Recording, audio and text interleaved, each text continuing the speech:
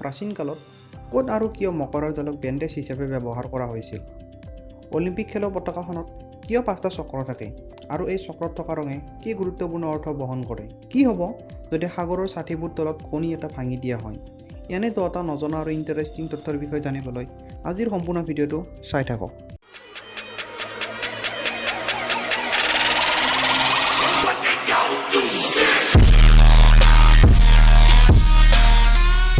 Fact number 10, হৰিণ, যি প্ৰাচীন প্ৰজাতিবোৰৰ ভিতৰত অন্য এক প্ৰজাতি।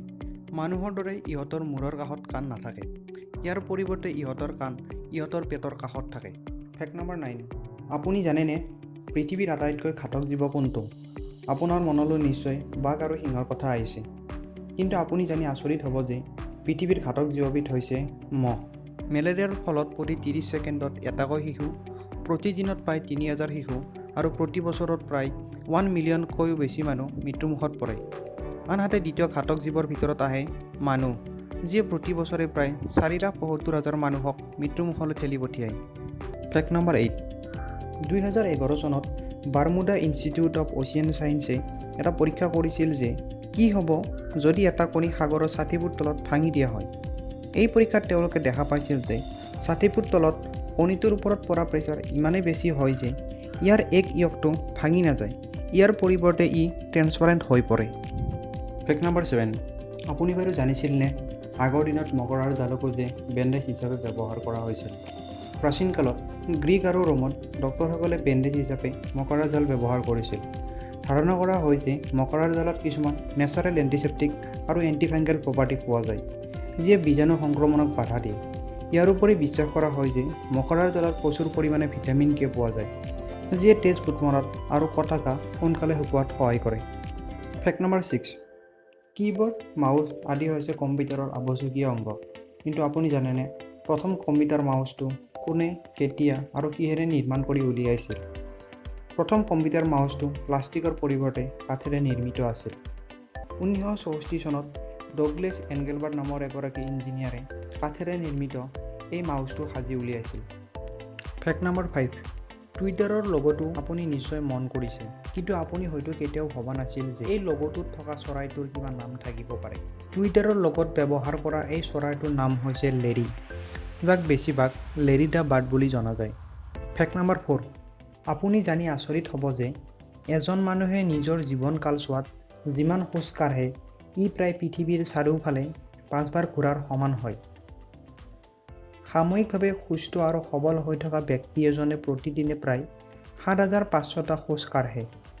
যদি ব্যক্তিজনে এই ৰুটিন মানি চলে আৰু যদি 80 বছৰলৈ জীয়াই থাকে, তেতিয়াহ'লে সেই ব্যক্তিজনে সমগ্ৰ জীৱনকাল চোৱাত 2,62,500টা খোজ কাঢ়িব, যি প্ৰায় 1,10,000 মাইলৰ সমান হয়। আনহাতে পৃথিৱীৰ চাৰিওফালৰ এবাৰৰ দৈৰ্ঘ্য হৈছে 24,901 মাইল। যদি আমি ইয়াক 5ৰে পূৰণ কৰোঁ, তেতিয়াহ'লে ইয়াৰ উত্তৰ হয় 1,24,505 মাইল, যি পৃথিৱীৰ চাৰিওফালে 5 বাৰ ঘূৰাৰ সমান হয়। ফেক্ট নম্বৰ 3, আপুনি কেতিয়াবা ভাবিছিলনে যে লেতেৰা হৈ থকা গাড়ী চলালেও আপুনি ফাইন দিব লগা হ'ব পাৰে? ৰাছিয়া হ'ল এনে এখন দেশ য'ত যদি আপুনি লেতেৰা হৈ থকা গাড়ী চলায় আৰু যদি আপোনাৰ নাম্বাৰ প্লেট ধূলিৰ বাবে স্পষ্টকৈ দেখা নাপায়, তেতিয়াহ'লে তাত আপুনি 662 টকা পৰ্যন্ত ফাইন দিব লগা হ'ব পাৰে। ফেক্ট নম্বৰ 2, অলিম্পিক খেলত ব্যৱহাৰ হোৱা পতাকাখনত কিয় 5টা চক্ৰ থাকে আৰু ইয়াত অংকিত হৈ থকা ৰঙে কি গুৰুত্বপূৰ্ণ অৰ্থ বহন কৰে? দৰাচলতে এই পতাকাখনত থকা 5টা চক্ৰই 5খন মহাদেশক প্ৰতিনিধিত্ব কৰে। ইয়াৰ নীলা ৰঙে ইউৰোপ মহাদেশক, হালধীয়া ৰঙে এছিয়া মহাদেশক, কয়লা ৰঙে আফ্ৰিকা মহাদেশক, ৰঙা ৰঙে আমেৰিকা মহাদেশক আৰু সেউজীয়া ৰঙে ওচেনিয়া বা অষ্ট্ৰেলিয়া মহাদেশক প্ৰতিনিধিত্ব কৰে। অলিম্পিক পতাকাখনত ব্যৱহাৰ কৰা এই ৰংকেইটাই এটা গুৰুত্বপূৰ্ণ অৰ্থ বহন কৰে। ইয়াত ব্যৱহাৰ কৰা ৰঙৰ ভিতৰত অতি কমেও এটা ৰং গোটেইকেইখন মহাদেশৰ পতাকাত পোৱা যায়। ফেক্ট নম্বৰ 1, আমি যেতিয়া কাৰোবাক মেছেজ কৰোঁ তেতিয়া আমি কিছুমান ইমজি ব্যৱহাৰ কৰোঁ।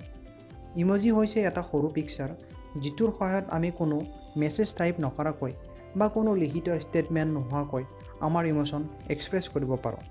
কিন্তু আপুনি জানেনে এই ইমজিবোৰৰ ভিতৰত কোনটো ইমজি মানুহে বেছিকৈ ব্যৱহাৰ কৰে? ইউনিকোড কনচৰ্টিয়ামৰ মতে মানুহে সঘনাই ব্যৱহাৰ কৰা প্ৰথম ইমজিটো হ'ল face with tears of joy emoji. দ্বিতীয়তে ৰেড হাৰ্ট ইমজি আৰু তৃতীয়তে আছে smiling face with heart eyes.